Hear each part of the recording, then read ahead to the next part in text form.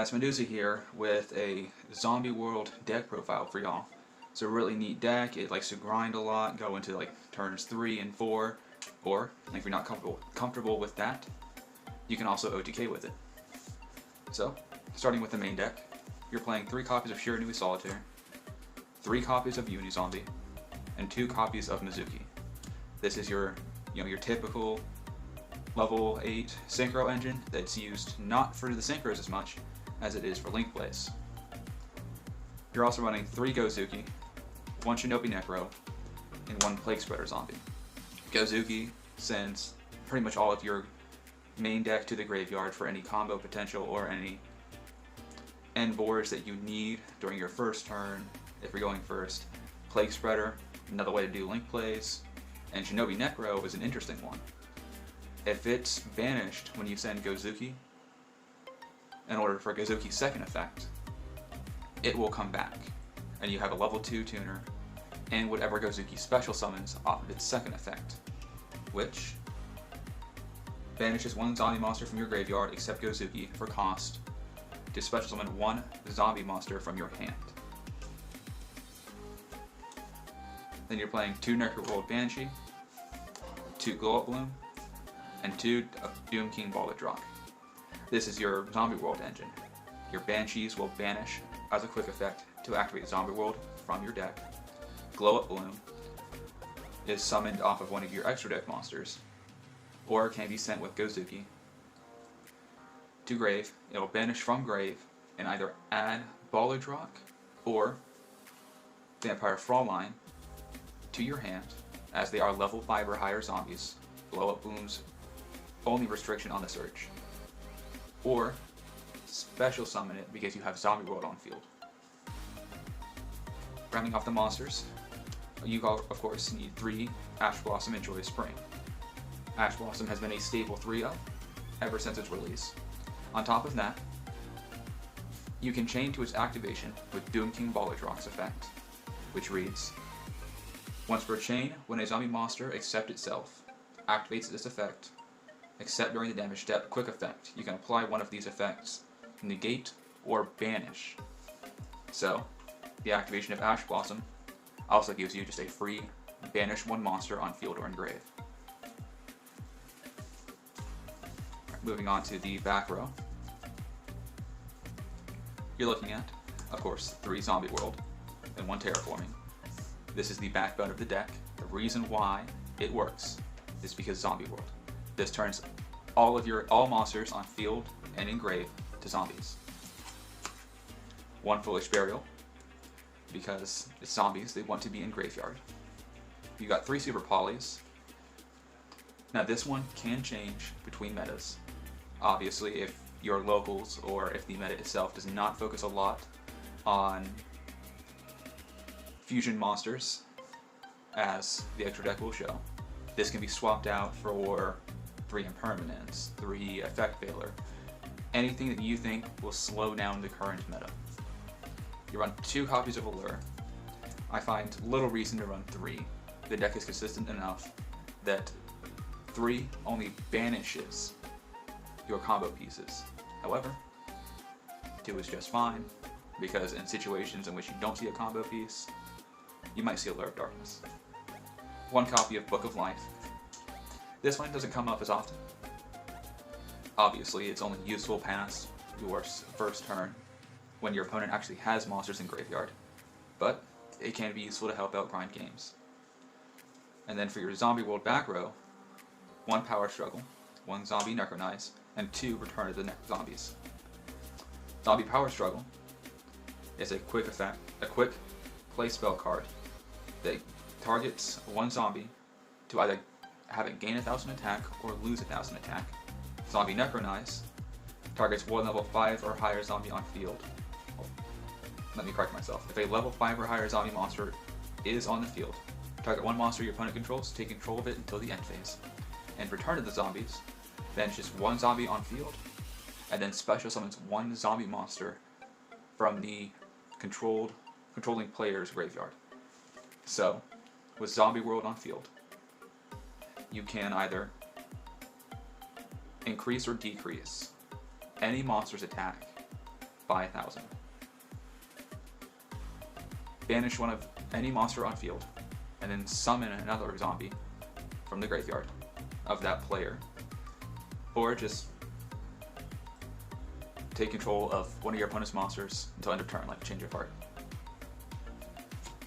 All 4 of these are also essential to the grind game, as each one has a reset mechanic that allows you to shuffle a banished zombie into your deck to set it. However, you cannot do this on the turn that you activated their base effects, the attack modulation, Change of Heart, or banish and special. And then 2 copies of Storm Dragon's Return. It's a zombie deck. It likes to banish. Storm Dragon's Return allows some extra deck shenanigans on top of recursion and just general grind. So, I'll move on to the extra deck from here. We're starting off with 1 copy of Relinquished Anima. Now this one is kind of iffy. Sometimes you think, oh, Link Kariba will be good. Sometimes Anima is good. But for the general purpose of getting your Glow Up Bloom into the graveyard, I find that Relinquished Anima is always a little more board breaky. If your opponent is not watching how they play and they put a key monster in zones 2 or 4 and don't cover it with a Link monster, Anima can take that monster. On top of Boral Sword. Boral Sword points down, so you can summon the Anima to the Boral Sword Link Arrow and take control of it. This will equip it to Anima and give it Boral Sword's attack. Next up, we played 2 Eighth and Dredge Saviors. Generic Zombie Link, just requires 2 zombies that will Foolish Burial and attack modulate during damage calculation. I fail to see how that's bad. 2 Vampire Sucker. This combos heavily with your Ballage Rock. Past turn, when your opponent has monsters on board, it means you can immediately start banishing cards, as long as Ballage Rock is in the graveyard. 1 copy of Kirstron Hulky Fibrax, or Needle Fiber as I still call it. Needle Fiber is how you really start your plays. Your Shiranui Solitaire Engine summons Needle Fiber. Gozuki summons Needle Fiber. And Needle Fiber itself is another way to get Glow Up Bloom on field. With the Solitaire Engine, you would normal summon Solitaire, tribute it, special Unizombie from deck. Unizombie's effect will target himself for cost, and then effect send Mizuki to grave. At which point you banish Mizuki, special Solitaire, there's your tuner and your non-tuner. As for Gozuki you normal summon. This will send, most of the time it will end up sending Plague Spreader, as long as you didn't draw it in your opening hand. And then Plague Spreader's effect will set 1 card from your hand at the top of the deck, special summon Plague Spreader, there's your tuner, there's your non-tuner, Needle Fiber.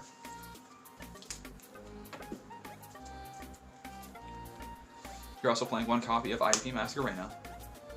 This is part of those extra deck shenanigans with Storm Dragon's Return that you can do. It also enables 1 of 3 Link 4s to be summoned on your opponent's turn, right when they need it like the least, and it really can trash turns. You're running a basic Nightmare package of Phoenix and Unicorn.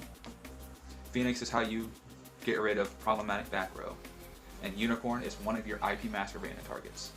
It's more of just interruption than it is actually ending a board, but nonetheless, it is still useful. For your Link Force, you have Boral Sword Dragon. If your opponent runs targetable monsters that are not Link monsters, you can turn their key monster to defense, they can't attack. Appaloosa, if you run out of negates, and you have IP Masquerena on board, link into Appaloosa, you get at least 2 negates, maximum of 4. That helps further control boards, and of course Mech Knight Crusadia Avramax. IP Masquerena specifically summons this card the most, because IP Masquerena means that it cannot be destroyed by card effects, Crusadia Avramax when link summoned cannot be targeted with card effects, and you have to go into Avramax first. before you decline to tap on any other card on your field. Crusadia Avramax has to be removed. For Synchros, because while yes, you are mainly focusing on your Lynx and your Balladrock to grind out the game, you still have access to tuners. We have Red Ice Zombie Necro Dragon at 1. That gains attack equal to the number of zombies on field and in grave, on top of the bonus effect of special summoning zombie monsters when one is destroyed as a hard once per turn, and Borreload Savage Dragon. This one, if you can go through your Needle Fiber combo and still have access to a level 8 Synchro every time. And for my choice of the Super Poly target, Predapant Dragostapelia. Predapant Dragostapelia uses one fusion monster and one dark monster. Now, most of Zombie is dark. Dragoon is a fusion. Need I say more? And that will wrap it up. I hope it taught you a little something about zombies, and if it didn't get you interested, at least it gives you a good idea of what the deck can do. Like and subscribe to Metagame. Hit the bell icon. That shit sharp. Like Yu-Gi-Oh! Looking up all night, you. Like Yu-Gi-Oh!